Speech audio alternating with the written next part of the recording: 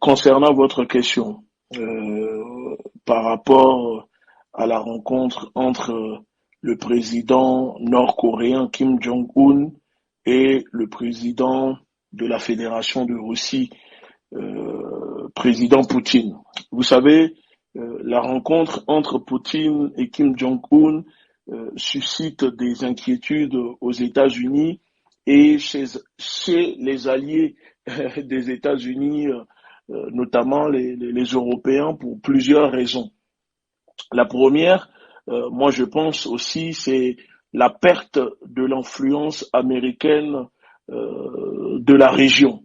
Vous savez que la rencontre entre Kim Jong-un et Poutine renforce la coopération entre deux pays qui sont, comment dire, perçus comme des adversaires par les États-Unis et leurs alliés.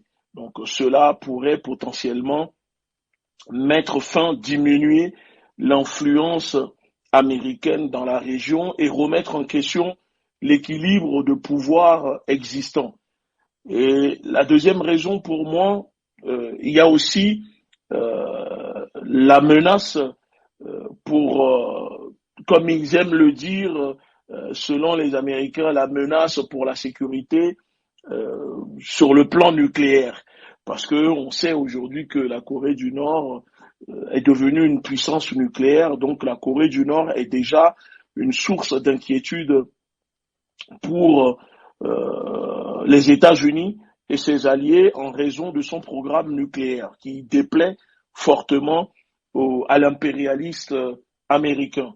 Donc tout accord entre Kim Jong-un et Poutine pourrait donner à la Corée du Nord un soutien diplomatique et une légitimité supplémentaire, ce qui pourrait, si on observe bien, affaiblir les efforts internationaux et surtout les efforts des États-Unis visant à mettre fin au programme nucléaire de la Corée du Nord.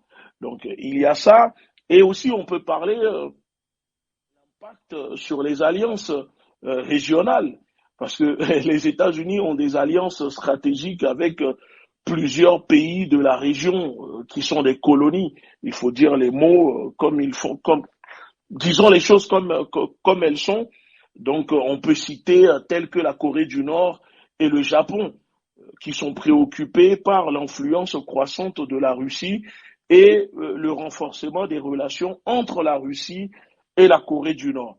Donc, pour moi, cela pourrait remettre en question la solidité de ces alliances et affaiblir l'influence américaine dans la région. C'est ça la préoccupation première des Occidentaux, des États-Unis et du Japon, de la Corée du Sud. C'est de voir la perte de l'influence américaine dans la région,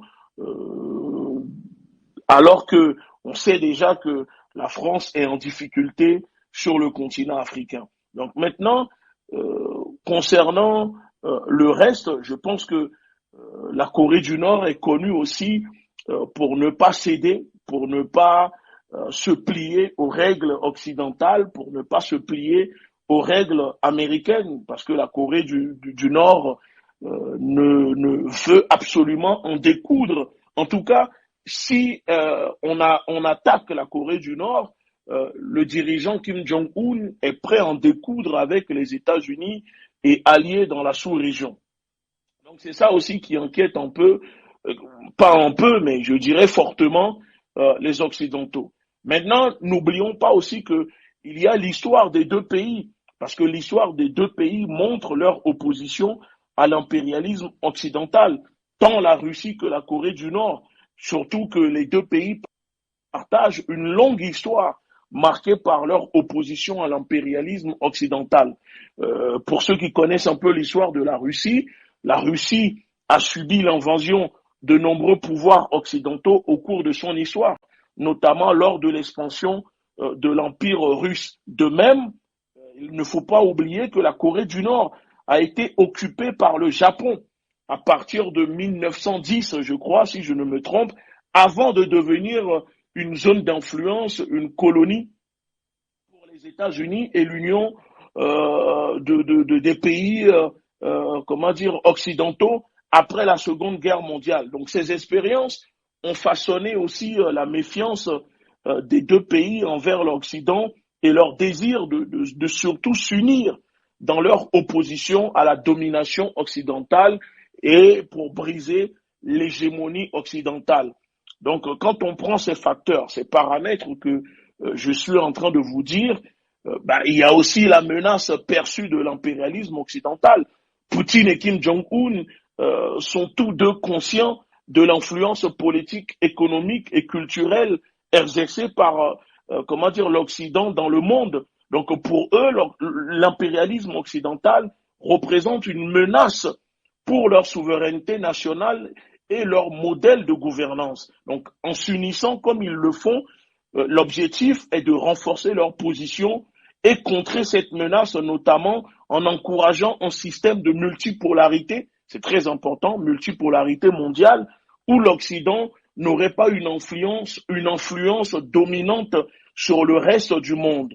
Donc, la coopération économique et militaire entre la Russie et la Corée du Nord a également est une façon pour eux de briser cela. Donc la Russie a été un partenaire commercial et militaire important aussi pour la Corée du Nord.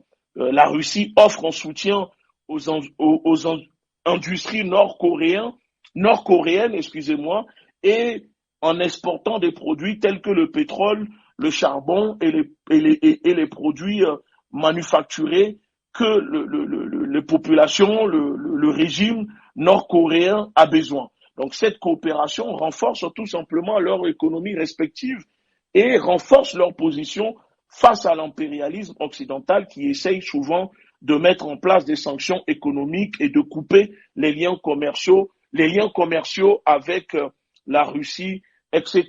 Et pour finir, je dirais aussi que c'est aussi une façon de porter la voix commune dans les affaires internationales. Donc la rencontre entre Poutine et Kim Jong-un est comment dire, un événement et également un moment où les deux dirigeants peuvent exprimer leur opinion commune dans les affaires internationales, parce que les deux dirigeants partagent une vision similaire de l'ordre mondial et ont souvent exprimé leur soutien mutuel face aux actions de l'Occident. Donc cette coopération renforce leur statut sur la scène internationale et leur donne une voix commune pour s'opposer aux décisions unilatérales prises par les puissances occidentales en tête par les États-Unis. Ce qui manque un peu aux pays africains, au gouvernement africain, c'est-à-dire l'unité, renforcer leur position pour briser l'hégémonie française occidentale sur le continent africain. Chibira, en disant merci pour cette analyse en ce qui concerne cette première actualité. Je pense que d'ailleurs, on la suit.